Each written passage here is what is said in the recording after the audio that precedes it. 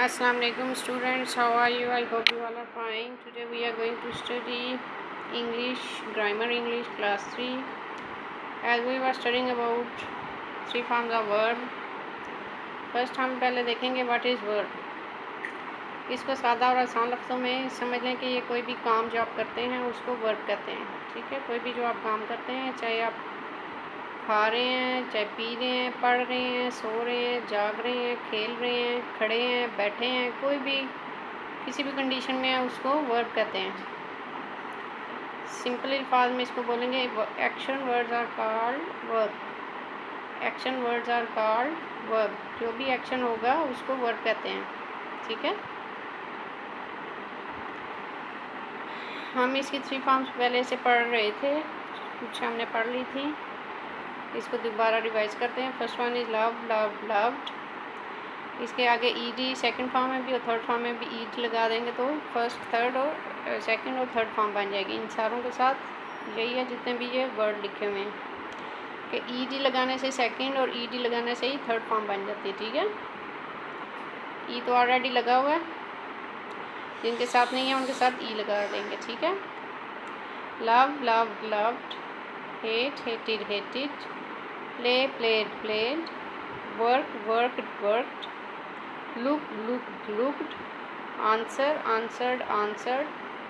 Talk, talked, talked. Push, pushed, pushed.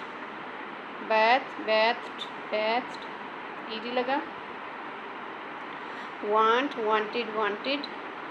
Visit, visited, visited. Fail, failed, failed. Bark, bark, barked. ठीक है, next आ गया wash, washed, washed के साथ ED लगा. Walk, walked, walked. Open, opened, opened. Close, closed, closed.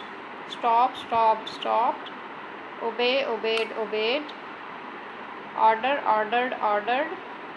Live, lived, lived. Move, moved, moved. Pray, prayed, prayed. Cook, cooked, cooked. Jump, jump, jumped. Join, joined, joined. ठीक है, इन सारों के साथ देखें जो फर्स्ट वर्ड है प्रेजेंट टेंस के साथ ईडी ईडी लगाएंगे तो ये सेकंड और थर्ड फॉर्म बनते जाते हैं. ठीक है, इसी तरह इधर भी देख लें, जितने भी फर्स्ट में दिए हुए हैं उनके साथ, जिनके साथ पहले से ही ई लगा हुआ है उनके साथ दोबारा ई नहीं लगाएंगे, सिर्फ डी का इजाफा करेंगे. जिनके साथ ई नहीं लगा हुआ उसके साथ ई और डी लगाएंगे. ठीक है, ये आपने सारे अच्छे से याद करने हैं. और अगर आपने पहले कॉपीज़ पे इनको नोट डाउन नहीं किया हुआ तो आपने इन सबको अपनी कॉपीज़ पे नोट डाउन करना है. ठीक है, इसके बाद नेक्स्ट करेंगे जो उनके साथ ई टी वगैरह नहीं लगेगा. ठीक है, उनको बनाने के लिए मुख्तलिफ पैटर्न यूज़ होते हैं, जैसे go, went, gone, catch, caught, caught. ये अभी बाद में करेंगे, अभी के लिए यही है फर्स्ट वाले. आपने इनको अच्छे से याद करना है और इनको अपनी कॉपीज़ पे नोट डाउन करना है. ठीक है, आज के लिए इंग्लिश का यही काम होगा.